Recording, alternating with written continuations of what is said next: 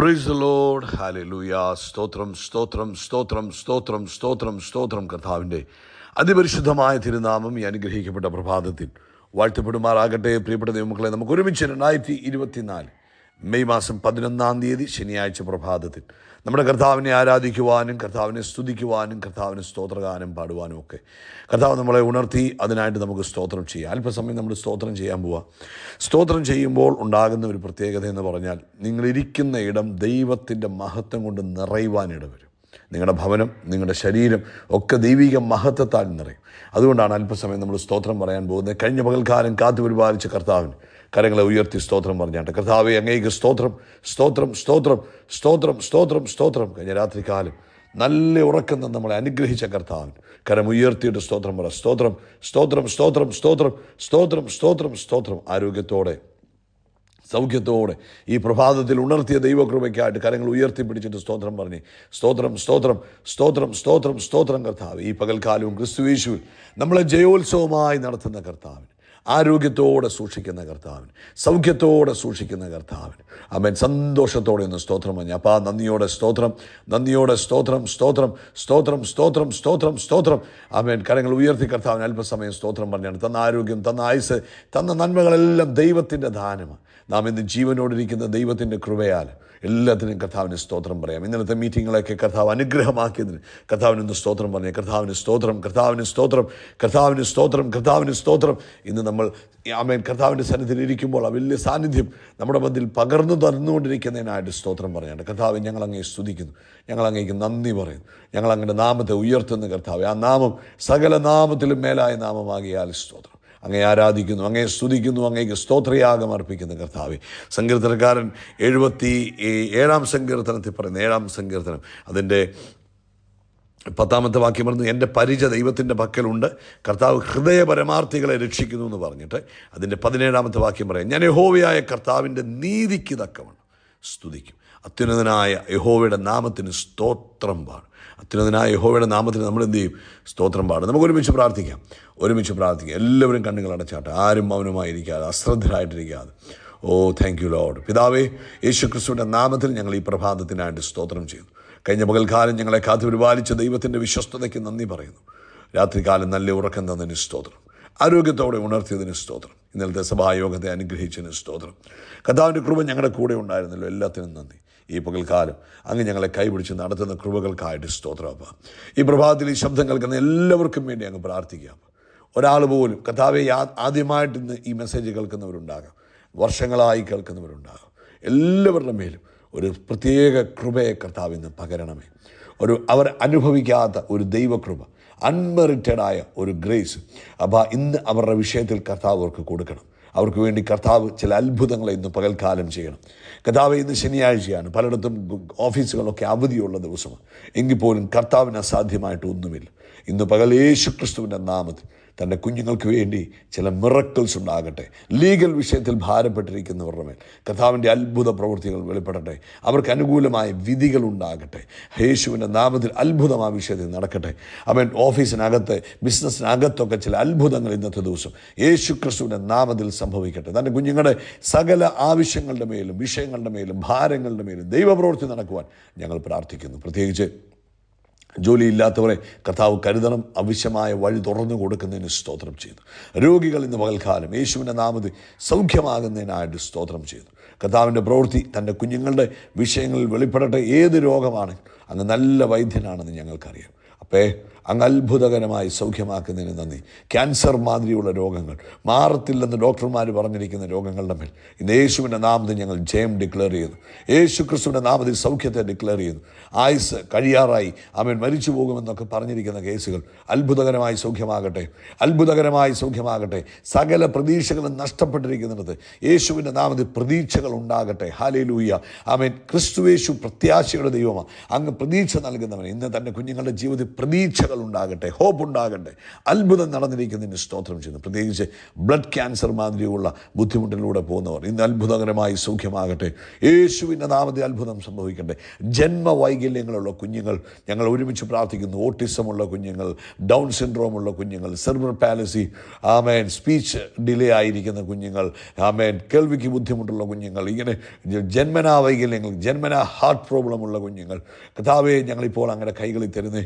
യേശുവിൻ നാമത്തിൽ അത്ഭുതം നടക്കട്ടെ. യേശുവിൻ്റെ നാമത്തിൽ അത്ഭുതം നടക്കട്ടെ. നസ്രനായ യേശു ക്രിസ്തുവിൻ്റെ നാമത്തിൽ കുഞ്ഞുങ്ങളുടെ മേൽ അത്ഭുതം നടന്നിരിക്കുന്നതിന് സ്തോത്രം ചെയ്യുന്നു. കർത്താവ് വലിയ പ്രവൃത്തി അയക്കണം. എല്ലാ മെൻ്റൽ ഇൽനെസ്സും മാറി നോർമൽ മൈൻഡുള്ളവരായി മാറട്ടെ. കർത്താവിൻ്റെ പ്രവൃത്തി കണ്ട് സന്തോഷിപ്പാൻ സഹായിക്കണം. കർത്താവ് ലോകത്തെമ്പാടും കർത്താവിൻ്റെ വേല ചെയ്യുന്ന അഭിഷക്ത ദാസിദാസന്മാരെ അനുഗ്രഹിക്കണം. പരിശുദ്ധാത്മാവ് വലിയ കാര്യങ്ങളെ ചെയ്യുന്നതിന് നന്ദി. കർത്താവിൻ്റെ നാമം മഹത്വപ്പെടണം. തിരുനാമത്തിൻ്റെ പുകഴ്ചയ്ക്കായിട്ട് എല്ലാവരെയും ഉപയോഗിക്കണം. യേശു ക്രിസ്തുവിൻ നാമത്തിൽ തന്നെ. ആമേൻ, ആമേൻ, ആമേൻ. കർത്താവ് നിങ്ങളെ ധാരാളമായിട്ട് അനുഗ്രഹിക്കട്ടെ. ദൈവിക കൃപ നിങ്ങളുടെ ജീവിതത്തിൽ നിറഞ്ഞു കവിയുവാൻ ഇടവരട്ടെ.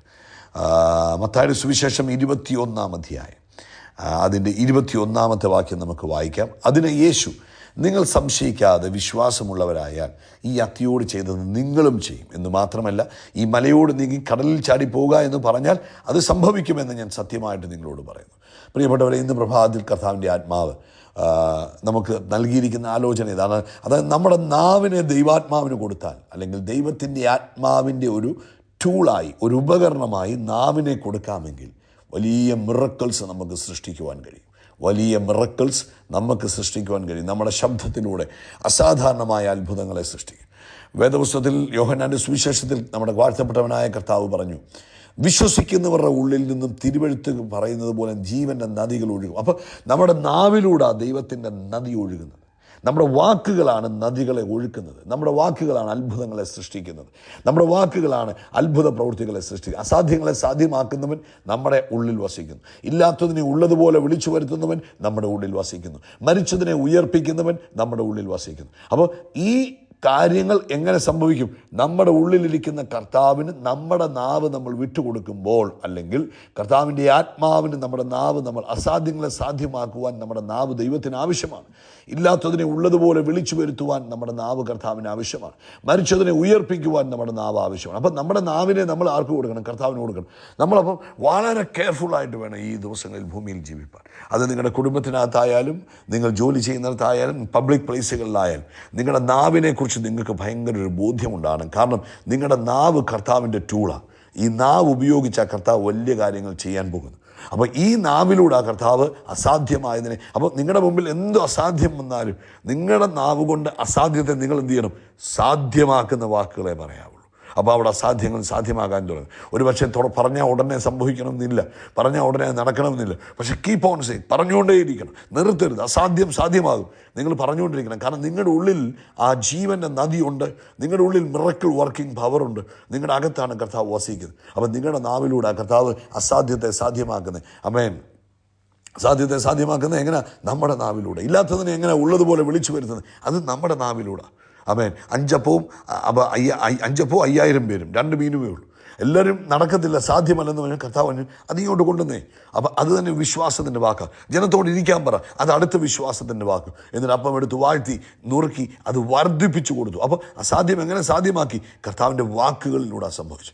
ഇതുപോലെ ഇന്ന് പകൽക്കാലവും നിങ്ങളുടെ ജീവിതത്തിൽ എന്തില്ലായ്മയാണെങ്കിൽ ഇല്ലാത്തതിനെ ഉള്ളതുപോലെ വിളിച്ചു വരുത്തുവാൻ കഴിയും. അവൻ ഡെഡ്ലി സിറ്റുവേഷൻ, മരിച്ചതിനെ ഉയർപ്പിക്കും. അത് നിങ്ങളുടെ അകത്താണ് വസിക്കുന്നത്. ഇപ്പം നിങ്ങളോട് പറയുക, നിങ്ങളുടെ ഒരു അവയവത്തിന് പ്രവർത്തനമില്ല, അമേൻ, അത് ഡെഡായിട്ടിരിക്കുന്നു.